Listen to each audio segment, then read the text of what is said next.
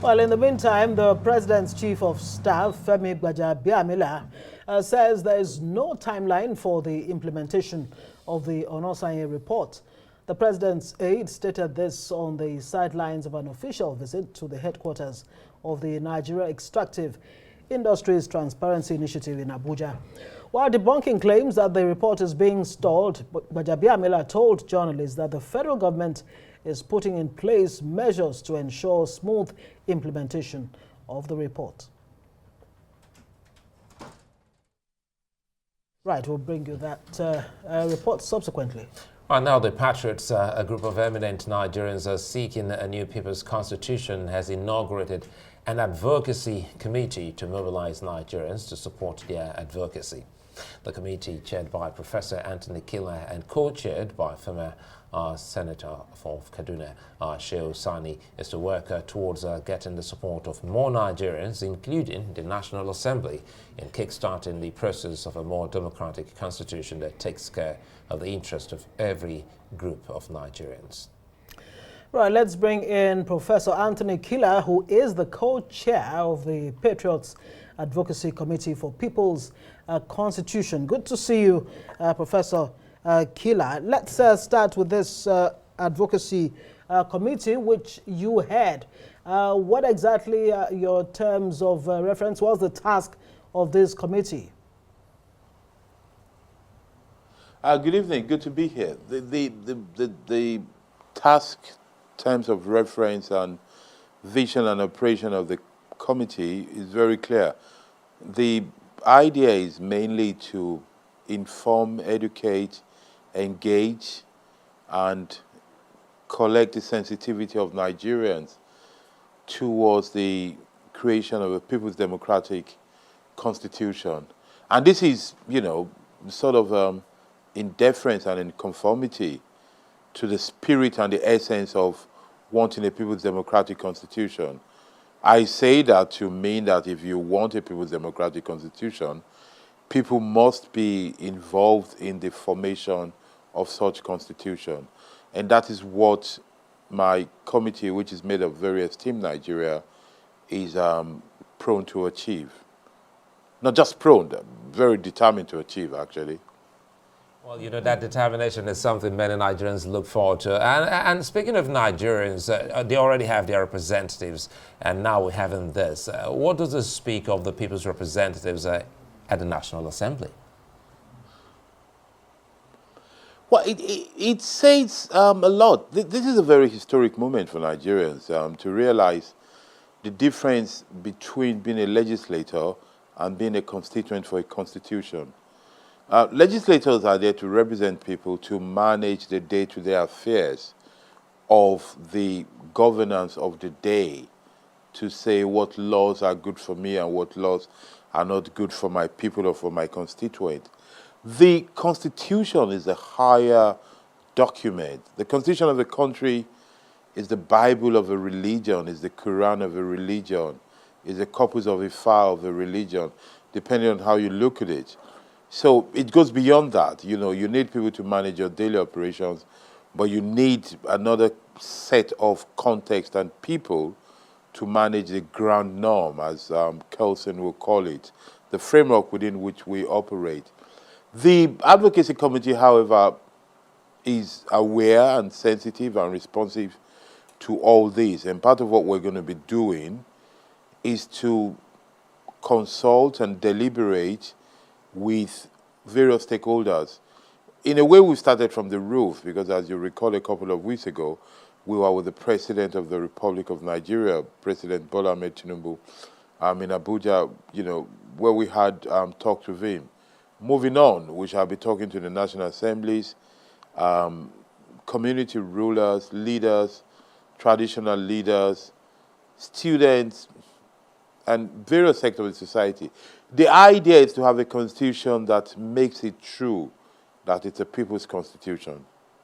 Right, let's take a peep, if we can, into this new constitution, if it does become a reality eventually. Give us an idea of what this constitution will be providing that this present 1999 constitution lacks. How will it manage Nigeria's diversity and all of that? Well, there are three aspects of the new constitution that we advocate for. The, number one is process. Number two is function. Number three is aspiration. In terms of process, one of the things that the new constitution is going to address, in a very clear and successful way, is to redeem, correct, and amend a flaw in our lives. The 1999 Constitution starts by saying, "We the people." That's not true, is it? It is not "we the people," it's a decree of the military government. So in a way, I was saying earlier on that the most sacred document of an entity of a country is the Constitution, just like the Bible or the Quran or the copies of a father, I was saying. So if the first three words that bind us together are not true, that means we have a false constitution. And that is why we think that needs to be changed. Because it is not true that we, the people, wanted that.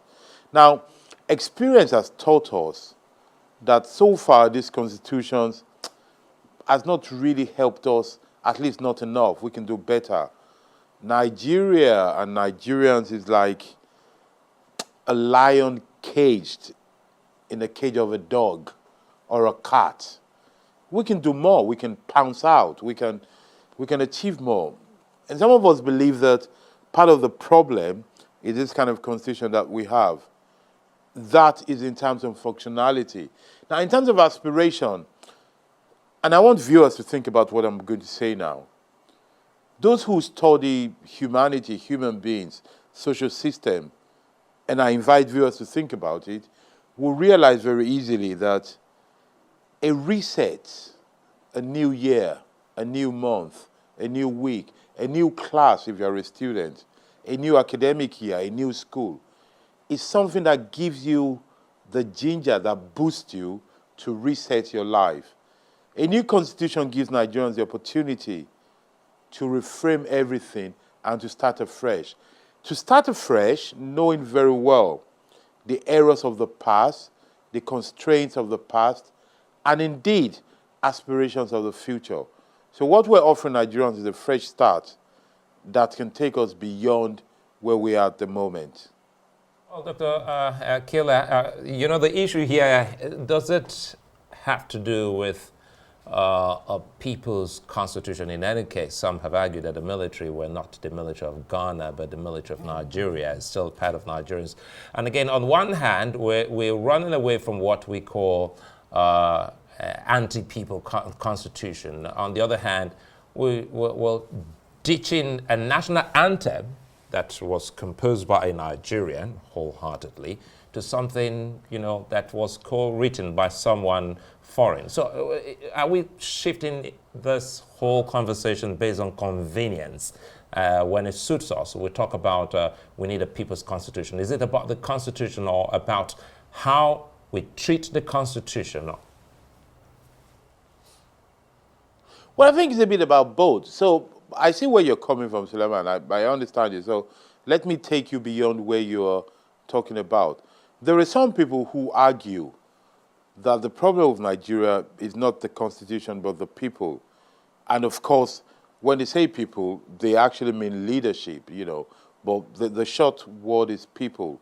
To say that what we need is a change in values and change in attitude. I agree. I believe that we can always improve anybody. If you're a secondary student, you want to graduate. If you're an undergraduate, you want to get first class.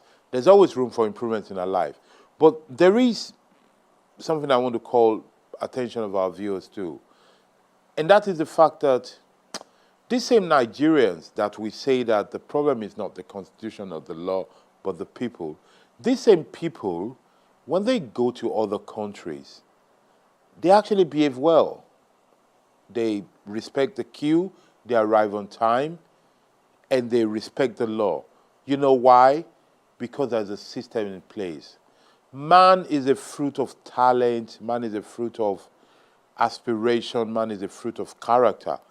But human beings are also fruit of the system, a product of the system in which you are. You cannot dream beyond what you know. You cannot behave outside what you're presented.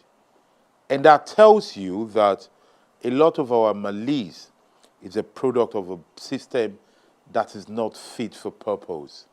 So if we had a chance to sit down and rethink, it is likely that we'll come up with something that takes account of our constraints and aspirations.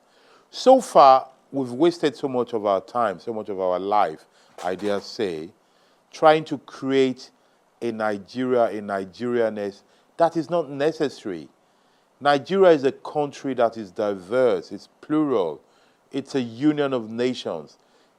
It is more realistic and more productive to embrace this diversity rather than forcing people to be what they're not.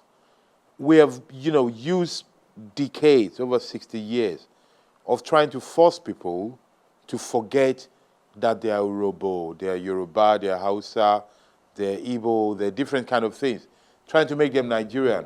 This is like creating a classroom of students and saying there will be no boys and girls. They will just be students. It doesn't make sense. We have to find a way to embrace our diversity and rather than turn it to a challenge, make it actually a source of pride and asset so that when you imagine Nigeria, you think of flavors, colors, and shades. You think of peculiarity. You think of the different kind of things you can make with egusi depending on where you are. You think of the different kind of attire you can wear. You think the different kind of way we can dress. And that is richness. That is an asset rather than a constraint. So we've spent about 60 years of our lives in which, especially politicians, and I want to call out politicians on these ones, in which they write their biography and they say things like, this person is detribalized. What a bag of nonsense, detribalized. A terrible word. We don't need to be detribalized. We need to accept who we are, but commit to not oppressing, not discriminating, not manipulating anybody in the name of ethnicity, religion, or anything else. That is the future we need to look towards. Well, it does say in Professor Kila that it will take more than a new constitution, or what you call a people's constitution, to address these challenges that you talk about. Well, a constitution is supposed to be a unifying document, but there are aspects or parts of the country that are already saying no to that new constitution. Some are even saying, look, restructuring is the way to go. That's the most fundamental thing that Nigeria needs right now. In fact, some say if President Tinubu had any assignment at all, is to restructure Nigeria, and then all of this, aims or objectives of yours can become reality. Isn't that where we really should be starting from? I understand the zeal of those who say that, but I pity their shallowness, because in reality, restructuring is a chapter of a book called Constitution. It is in the Constitution that you can frame all these things. If you amend 1,000 times a flawed Constitution, you're wasting your time. A Constitution what is the essence of restructuring, if not the need to recognize diversity and to devolve power? So what do you want to do? You want to decentralize authority, devolve power, and let me add, digitalized process. A constitution allows you to do all that. Restructuring is a chapter in a constitution. It is not the main thing. You see, we have a problem in this country, even when we're in good faith. We have two sets of people that are destroying Nigeria: the mischievous and the ignorant. The ignorant are the kind of people who they ride on bikes and they try to cross an SUV. You can see that, they're not evil, they're just stupid. The mischievous are those who know what is right, and for interest or for other reason, they insist on misleading others. Of course, if you have a bit of, sense and knowledge, you will understand that restructuring is only a chapter of a constitution. There is more to that.